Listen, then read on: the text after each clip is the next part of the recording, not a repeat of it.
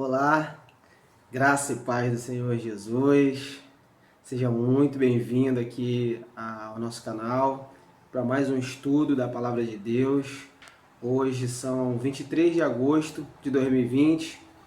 Nós vamos falar hoje, na verdade é um questionamento, né, que a gente vai estar tratando aqui hoje, que é o seguinte: pela fé ou por meio das obras? A gente ouve muitas discussões, né, no meio evangélico, no meio cristão, entre teólogos, porque há algumas correntes que defendem certas coisas que a Bíblia não deixa margem para isso, mas que as pessoas acabam muitas vezes distorcendo a palavra, né? E trazendo algumas dúvidas para algumas pessoas. E existem pessoas que piamente acreditam que a salvação é apenas por meio da fé, e outras pessoas que acreditam que fazendo obras, que fazendo caridades, podem alcançar a sua salvação. Mas a gente precisa estar muito atento, estar muito ligado no que de fato diz a palavra de Deus. Essa é a verdade, né? A gente tem que esmiuçar a palavra do Senhor com todos os detalhes possíveis, necessários, olhando texto a texto, lendo, né? Pedindo ao Senhor orientação para que nós não venhamos a ser enganados com falsos ensinamentos. E é isso que nós vamos tratar nesse dia, é isso que nós vamos tratar nessa aula, nesse estudo. Nós vamos esclarecer e vamos botar um ponto final, né, nessa dúvida que talvez alguns cristãos ainda possam ter e que ainda vão ter, porque isso é histórico, né? Isso vem desde a época dos apóstolos, permeia até os dias de hoje. Tá? Então vamos ao estudo propriamente dito, né? Novamente a pergunta: pela fé ou por meio das obras? Por que essa pergunta, né? Estamos tratando aqui, é claro, da nossa salvação. A salvação, então, ela é por meio da fé ou ela é pelas obras? Vamos responder isso baseado na palavra do Senhor, amém? Bem, queria deixar inicialmente dois textos aqui com vocês. O primeiro deles se encontra em Tiago, no capítulo 2, versículo 24, em que a palavra do Senhor diz: Vedes então que o homem é justificado pelas obras e não somente pela fé. Primeiro texto. Segundo texto, Efésios, capítulo 2, versículo 8. Porque pela graça sois salvos, por meio da fé, e isto não vem de vós, é dom de Deus. Bom, vimos aqui uma divergência? Primeiro texto, novamente, Tiago, capítulo 2, verso 24. Vedes então que o homem é justificado pelas obras, e não somente pela fé. Efésios 2, 8. Porque pela graça sois salvos, por meio da fé, e isto não vem de vós, é dom de Deus. Dois textos aqui, né, diferentes. Um fala que o homem é justificado pelas obras, o outro diz que pela graça sois salvos por meio da fé. Então, há uma divergência? Bom, vamos ler primeiramente o texto completo, né, o contexto de Efésios, no capítulo 2, do versículo 4 ao versículo 10. Né? A carta de Efésios, escrita por Paulo para os cristãos que estavam em Éfeso, daí o título da carta, Carta aos Efésios, pessoas que moravam na cidade de Éfeso. Efésios capítulo 2, versículo de 4 a 10, a palavra de Deus diz o seguinte: Mas Deus, que é riquíssimo em misericórdia, pelo seu muito amor com que nos amou, estando nós ainda mortos em nossas ofensas, nos vivificou juntamente com Cristo, pela graça sois salvos. E nos ressuscitou juntamente com Ele, e nos fez assentar nos lugares celestiais em Cristo Jesus, para mostrar nos séculos vindouros as abundantes riquezas da sua graça, pela sua benignidade, para conosco em Cristo Jesus. Aí vem o texto-chave, né? Porque pela graça sois salvos, por meio da fé, e isto não vem de vós, é dom de Deus. Não vem das obras, para que ninguém se glorie, porque somos feitura sua, criados em Cristo Jesus, para as boas obras, as quais Deus preparou para que andássemos nelas. Bem, lemos o primeiro texto então, né? Paulo esclarecendo e deixando bem claro aqui que a salvação, né, é pela graça, por meio da fé. E que isso não vem de nós, é um dom do Senhor. E mais, ele vai afirmar, né, que a salvação não vem pelas obras. Por quê? Para que o homem não venha se gloriar e achar que ele pode conseguir por seus meios, né? Que ele pode conseguir sozinho, para que ninguém venha dizer, eu consegui, bater no peito, eu alcancei. O eu, ele tem que sempre ficar de lado, né? A Bíblia, ela é toda cristocêntrica, Jesus no centro de tudo. Então, o eu, você, tem que nesse momento ser deixado de lado e nós temos que ter Cristo como sendo aquele que nos salvou, entregando a sua vida na cruz do Calvário por nós, né? Entregando a sua vida e nos dando por meio da graça, favor imerecido, através da fé, a nossa salvação. E não simplesmente pelo fato de praticarmos obras ou de fazermos alguma coisa com as nossas próprias mãos que nos faça alcançar a salvação. Nada do que eu, nada do que você venha fazer vai nos dar a salvação. As obras, por si só, elas não podem salvar a ninguém. Justamente pelo que Paulo acabou de dizer aqui. Porque para que ninguém venha a se gloriar, bater no peito e dizer, eu consegui, eu alcancei, né? Eu me salvei. Não, você não se salva. Você é salvo pela graça, favor imerecido, por causa do amor de Jesus, quando ele se entregou na cruz do Calvário. Pela sua fé nele, você alcança a salvação. Bem, pela fé, né? Vamos então ver o que a Bíblia diz a respeito das obras. Aí eu quero que você, se você tiver como, por gentileza, leia comigo Tiago, capítulo 2, versículos de 14 a 17.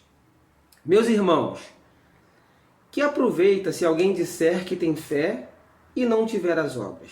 Porventura, a fé pode salvá-lo? Olha, Tiago aqui já faz logo de cara um questionamento. Porventura, a fé pode salvá-lo?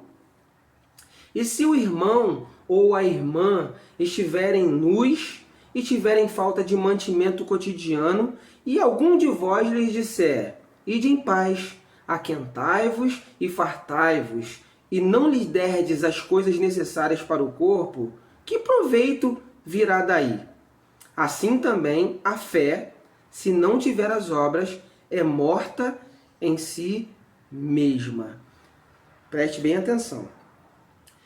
Paulo, na carta aos Efésios, afirmou que a salvação é pela graça, por meio da fé, que não vem de nós, que é dom de Deus. Por quê?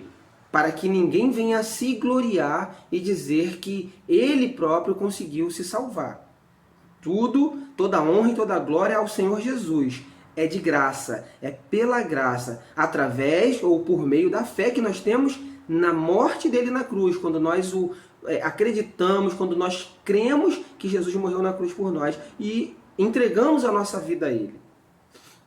Bom, aí Tiago, na sua carta, né, a carta que é chamada de a carta universal, porque ela não foi direcionada a ninguém especificamente, ela foi escrita para todas as tribos de Israel, ou para todos os cristãos ali representados. Então ela é chamada de carta universal, porque ela não é uma carta direcionada para uma cidade, para um povo específico, mas para todos os cristãos. Bem, na sua carta, Tiago já vai dizer, né, deixando bem claramente aqui, que a fé por si só, ela não pode salvar ninguém. Mas que a fé sem obras, ela é morta em si mesma. Mas vamos ao entendimento. Então, peraí, a Bíblia ela está entrando em contradição? ela está divergindo? Não, a resposta é não. Vamos lá para o esclarecimento, né? Vamos ao esclarecimento. Paulo, o autor da carta aos Efésios, e Tiago, autor da carta de Tiago, não estão divergindo. Veja, de fato, o que Paulo diz em Efésios 2:10. Né? A gente leu agora há pouco alguns versículos. O último versículo que nós lemos do 4 ao 10, capítulo 2 de Efésios, do 4 ao 10. O versículo 10 vai dizer o quê? Porque somos feitura sua, criados em Cristo Jesus para as boas obras, as quais Deus preparou para que andássemos nelas. Observe bem, então, que Paulo ele vai deixar bem claro que a salvação é pela graça, por meio da fé, mas no finalzinho aqui, ele esclarece uma coisa. Olha só, porque somos... Primeiro, vamos ler o 9 antes. Né? O 9 diz, não vem das obras para que ninguém se glorie. Não vem das obras para que ninguém se glorie. O versículo 10, porque somos feitura sua, criados em Cristo Jesus para as boas obras, as quais Deus preparou para que andássemos nelas. Olha só o que ele está dizendo. Primeiro ele afirma que não vem das obras para que ninguém se glorie, mas depois ele diz, olha, nós somos feitura do Senhor, criados em Cristo Jesus para as boas obras. Sabe o que ele está dizendo? Queridos, não vem das obras, porque as obras ela é intrínseca ao cristão. A partir do momento em que você tem fé, a partir do momento em que você crê em Jesus como seu único e suficiente Salvador, você passa a ter intrínseco dentro de você o desejo e anseia por fazer obras, por fazer boas obras. Né? E no finalzinho a gente vai ver a principal obra que o cristão ele precisa realizar. Então, veja bem, não há uma divergência.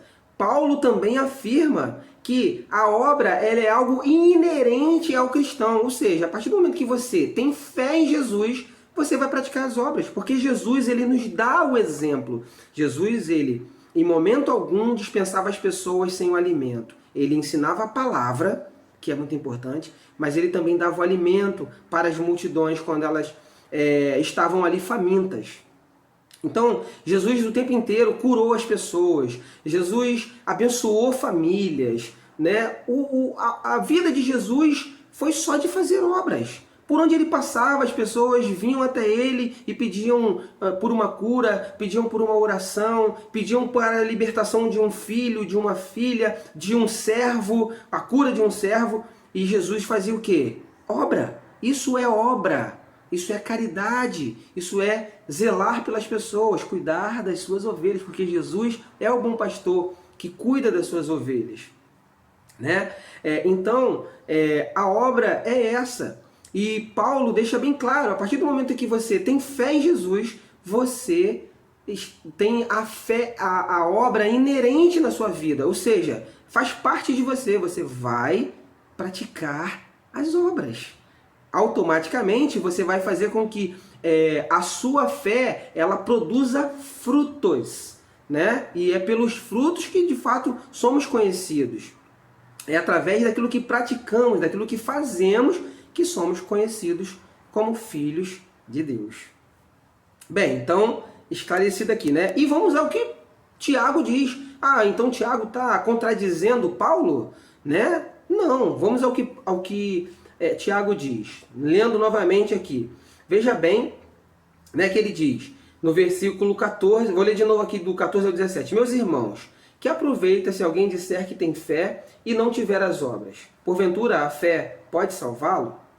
E se o irmão ou a irmã estivessem nus e tiverem falta de mantimento cotidiano, e algum de vós lhe disser, ide em paz, aquentai-vos e fartai-vos, e não lhe derdes as coisas necessárias para o corpo, que proveito virá daí? Assim também a fé, olha só, a fé, se não tiver as obras, é morta em si mesma. Então vamos lá. Paulo nos diz que a obra é inerente ao cristão. A partir do momento que você tem fé, a obra faz parte da sua vida. Ok. E aí Tiago vem e diz, Assim também a fé, se não tiver obras, é morta em si mesmo. Lógico, se Paulo disse que a obra é inerente àquele que tem fé, é lógico que Tiago está afirmando aqui, e tem razão, de dizer que se a fé não estiver produzindo obras, ela é uma fé morta, ela não é verdadeira, porque a fé verdadeira é a que Paulo afirmou que produz obras, que a obra é inerente àquele que tem fé. Então não há nenhuma divergência. E voltando ao versículo que nós lemos lá no começo, no versículo 24 da carta de Tiago, Tiago capítulo 2, versículo 24, diz: Vedes então que o homem é justificado pelas obras, e não somente pela fé. Ou seja, porque aquele que tem fé pratica obras. Isso é absoluto. Aquele que tem fé pratica obras. Então, uma coisa está diretamente ligada à outra. Se você tem fé, você pratica obras. Se você está praticando obra, é porque você tem fé? Não necessariamente. Às vezes a pessoa não tem fé em Jesus, mas ela tem fé nela própria e que se ela fizer bondade, se ela fizer caridade, ela vai alcançar a salvação. Essa sim, essa visão só de obras sem a fé é que está equivocada. As duas coisas caminham junto. Você tem que ter fé. E não é fé em qualquer coisa. É fé em Jesus Cristo, o único e suficiente Salvador. O único mediador entre Deus e os homens. O único que morreu na cruz para salvar toda a humanidade. Mas é todo aquele que crer nele. É todo aquele que crer no seu sacrifício. É todo aquele que crê na sua palavra. Não é aquele que crê em qualquer coisa. Então, ter fé em Jesus produz obras que levam você a ser salvo. Pela fé, pela graça, por meio da fé e através das obras que está inerente a você a partir do momento que você tem fé. Você tem fé em Jesus, você pratica obras. Bem, então não há nenhuma divergência, tá claro isso, né? Mas então, beleza. Quero ler aqui com você uma questão. Então, esse é exatamente o ponto que a gente quer esclarecer no estudo. Vejamos o que Pedro diz na sua segunda carta, 2 Pedro, no capítulo 2, no capítulo 3, corrigindo, versículos de 14 ao 16. Olha o que Pedro diz. Por isso, amados, aguardando estas coisas, procurai que dele sejais achados, imaculados e irrepreensíveis em paz. E tende por salvação a longanimidade de nosso Senhor, como também o nosso amado irmão Paulo vos escreveu, segundo a sabedoria que lhe foi dada, falando disto, como em todas as suas epístolas, entre as quais há pontos difíceis de entender, que os indoutos e inconstantes torcem ou distorcem, e igualmente as outras escrituras para sua própria perdição. Veja bem o que Pedro está dizendo aqui. Ele está dizendo que existem pessoas, que existem falsos, falsos ensinadores, falsos mestres, corrigindo, falsos mestres, que distorcem a palavra, E é exatamente isso que às vezes acontece. Você vai ver por aí alguns pregadores dizendo que uma vez salvo, salvo para sempre. A partir do momento que você reconhece que o sacrifício de Jesus na cruz, pela graça você foi salvo e agora nada mais rouba a sua salvação. Que você não precisa fazer mais nada. A partir do momento que você acredita em Jesus, acabou, tá salvo.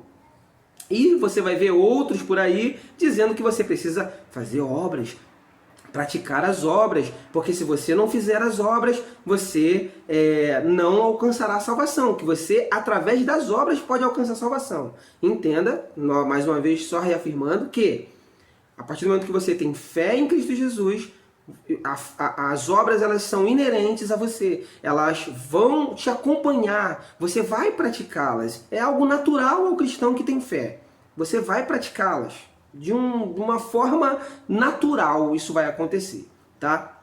Então, Pedro aqui está afirmando que às vezes pela dificuldade de entendimento, alguns se aproveitam para distorcer a palavra e ensinar de forma equivocada as pessoas. E muitas vezes as pessoas são enganadas por esses falsos ensinamentos E elas continuam vivendo a sua vida normalmente, fazendo tudo que ela acha que deve fazer, e ela acha que nada mais pode tirar a salvação dela.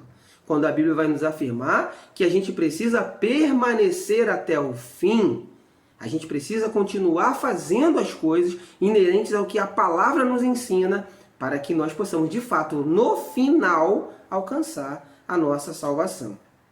Bem, vamos lá. Para esclarecer isso, eu vou te fazer uma pergunta. O que é a Bíblia? Né? A Bíblia, o que é a Bíblia? É um livro? É a palavra de Deus? É. A Bíblia é a palavra de Deus e também o guia ou manual de fé e prática do cristão. Então, a Bíblia, ela é a tua bula. Tudo que você quiser saber, toda resposta que você não tiver, que você quiser alcançar, você tem que ir na Bíblia. Ainda que você seja ensinado por mim, ainda que você seja ensinado por outro professor, ainda que você ouça pregações, ainda que você, veja vídeos, né, leia livros, você pode buscar várias fontes de conhecimento, mas a resposta genuína, ela tem que estar de acordo com a palavra. As pessoas podem falar o que elas quiserem. Se estiver alinhado com a palavra, ok. Se estiver em desacordo com a palavra, descarta, porque é engano. Então tá. Então a Bíblia, ela é teu guia, ela é a tua bula, é aquilo que vai te guiar, vai te orientar. Você pode buscar conhecimento em várias fontes, mas a Bíblia é ela que vai te pautar a buscar a realidade. Então vamos lá. Vamos colocar essa fé nossa, né, em prática.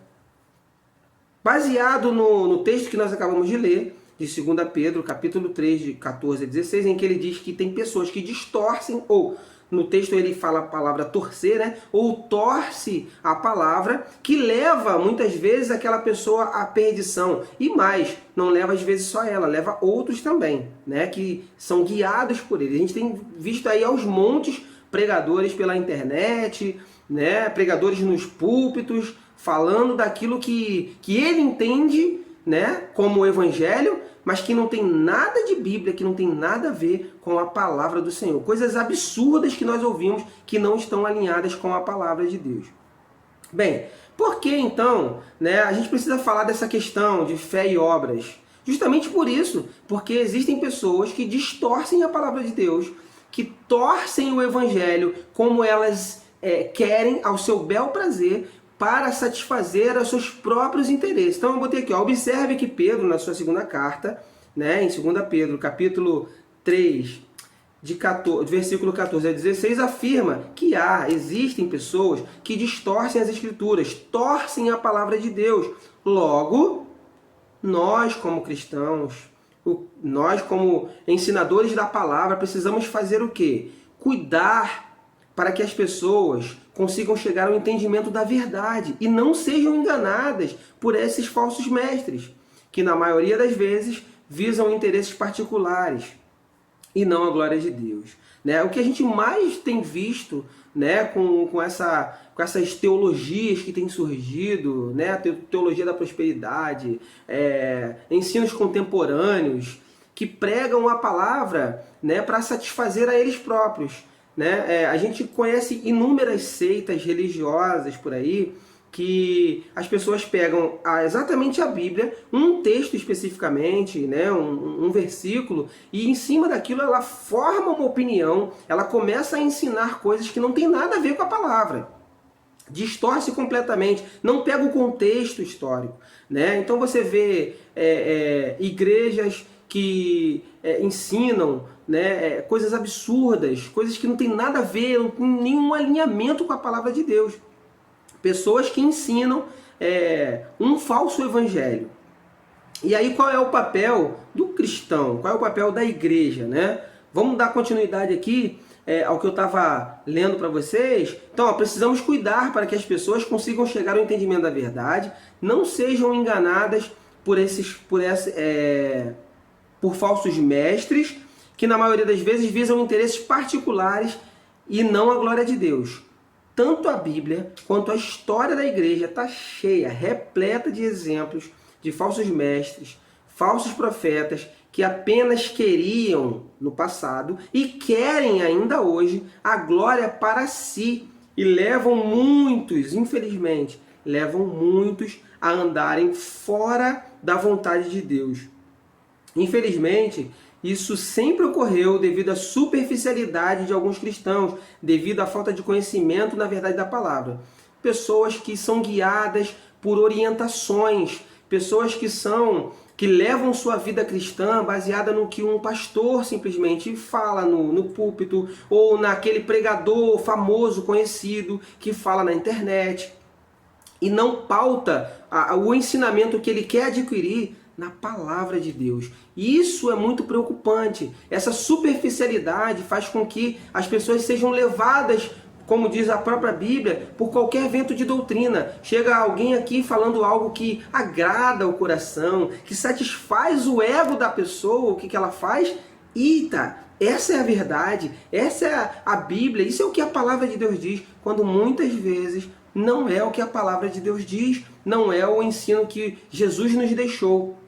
Então vamos ao que de fato Jesus nos deixou, para a gente já partir para a conclusão desse estudo de hoje, né? É papel da igreja, dos cristãos, buscar esclarecer as pessoas, custe o que custar, doa a quem doer. Muitas vezes as pessoas nos têm como bitolados, muitas vezes as pessoas dizem que o cristão não tem conhecimento, que o cristão é uma pessoa pouco culta, né? Isso caiu muito por terra nos últimos anos, porque cada vez mais o cristão tem se esforçado, tem buscado ensinamento, tem se qualificado, buscado formações, né? E cada vez mais o cristão ganha nesse mercado, porém, ainda há muita gente que taxa o cristão como pessoas incultas, pessoas que não têm conhecimento de nada, pessoas que são bitoladas, que são guiadas por uma fé que não faz sentido nenhum, enfim, acham que é um mundo de fantasia e simplesmente isso. Mas quem vive, quem pratica, sabe o que é o evangelho genuíno e verdadeiro.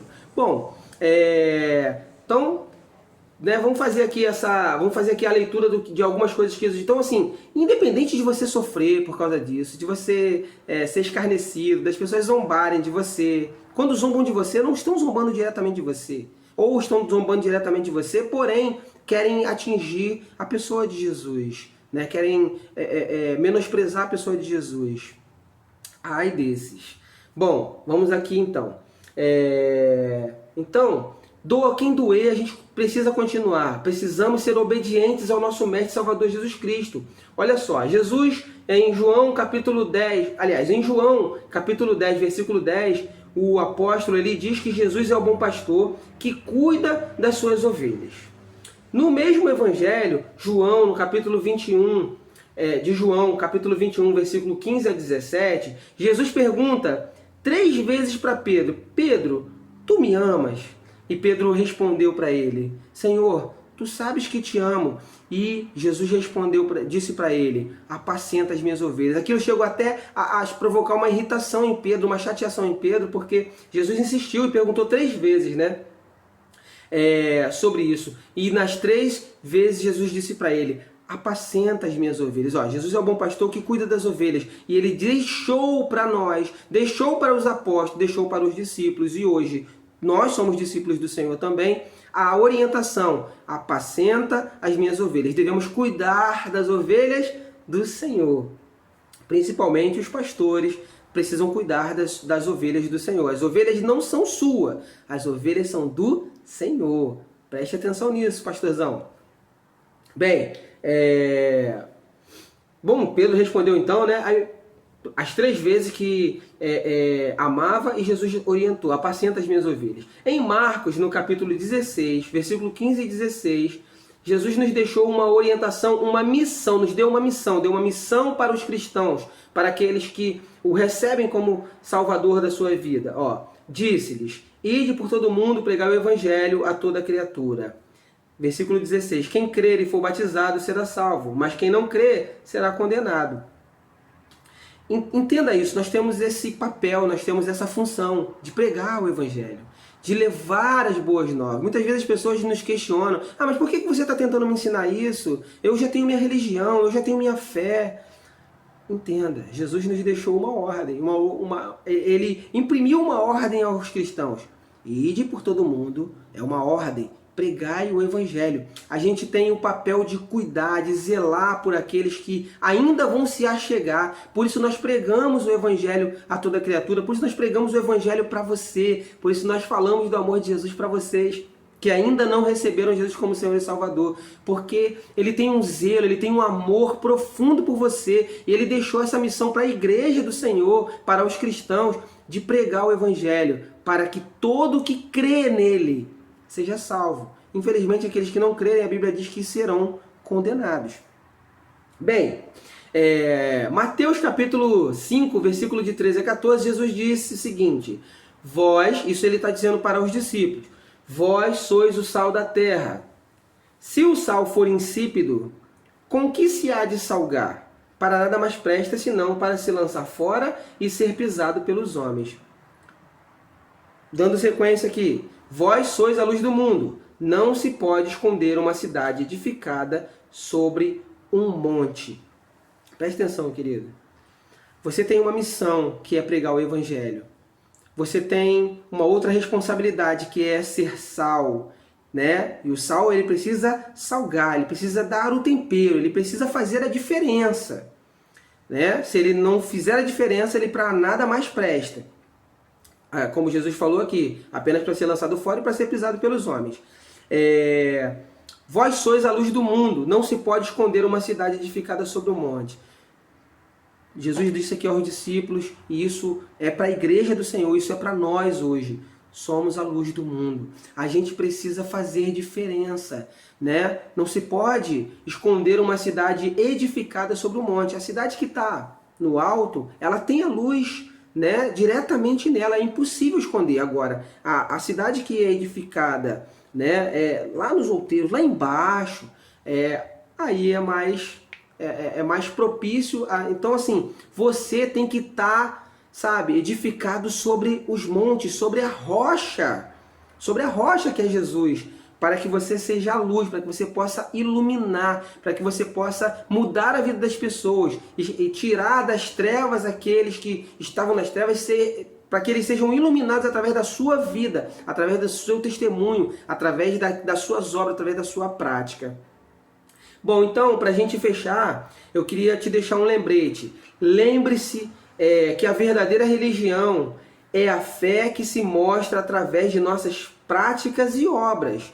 A fé que se mostra através das práticas e obras. Olha o que Tiago disse lá, né? A fé sem obras, ela é morta. Então, a verdadeira religião é essa, que a fé se mostra através de nossas práticas e obras, cujo a principal delas é pregar a palavra de Deus e manifestar o seu amor a todas as pessoas. Queridos, é função da igreja, é função do cristão pregar o evangelho. Isso é obra, isso é praticar obra, é pregar o evangelho, é a principal delas. Nós precisamos pregar o evangelho e o amor de Jesus às pessoas, né? Fazendo isso, obedecendo a palavra do Senhor, pregando o evangelho, você vai estar fazendo uma boa obra, mas isso não te exime da responsabilidade de também praticar obras de caridade, de também abençoar o irmão que está precisando, abençoar o necessitado, né? Alimentar o faminto, dar roupa àquele que não tem o que vestir, dar... Também é uma forma de você praticar obra. Aquele que está enfermo, doente, você orar, impor as mãos para que ele seja curado. Isso é papel da igreja, isso é papel do cristão. Então, queridos, espero que vocês tenham gostado da aula, né? Espero que vocês tenham tido o entendimento de que fé e obra caminham juntas, né? Só fazer as obras, por si só, você não vai alcançar a salvação. Só ter fé, aliás, é impossível ter fé e não praticar obras. Então, assim, não adianta você dizer que tem fé se você não pratica obras. É inerente ao cristão que tem fé em Jesus praticar as boas obras. cuja principal delas é pregar o Evangelho e o amor de Jesus a todas as pessoas. Amém, queridos? Muito obrigado por você ficar com a gente até aqui, por você estar até aqui assistindo essa aula. Espero que Deus realmente te abençoe, do fundo do meu coração, abençoe a tua casa, a tua família, né? Que você seja curado nesse momento, que você seja liberto nesse momento, que você tenha um encontro genuíno com Jesus se você ainda não tem. E você que é cristão, pregue o Evangelho, pregue a palavra do Senhor, pratique as obras que o Senhor praticou, cure, liberte, abençoe, né? Você é um canal de bênção. Seja sal, seja luz.